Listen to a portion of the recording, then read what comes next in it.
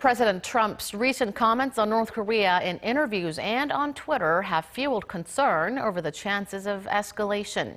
But the White House is trying to downplay the issue, stressing the importance of diplomacy. Kwon Jang-ho has this report.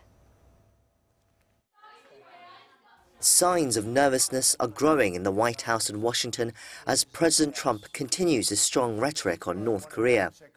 At a press briefing on Thursday, Trump's chief of staff, John Kelly, said the American people should be concerned about North Korea's ballistic missile capabilities and that the regime cannot be allowed to have a missile that can reach the US.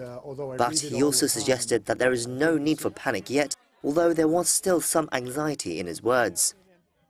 Right now, we think the threat is manageable, but over time, if it grows beyond where it is today, well, let's hope diplomacy works.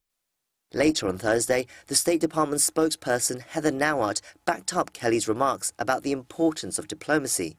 She said she was thrilled that the UAE and other countries had decided to cut their ties with North Korea and cited such moves as a key part of the diplomatic campaign to pressure North Korea to denuclearize.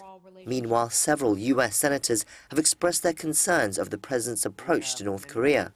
11 Democrats and independent Bernie Sanders signed a letter to President Trump earlier this week, warning that his inflammatory rhetoric was bringing the US and the world dangerously close to a war that could cost millions of lives, including Americans. The senators urged the president to seek a vigorous and sustained diplomatic campaign backed by sanctions that cut off Pyongyang's resources and influence its decision-making to move diplomacy forward.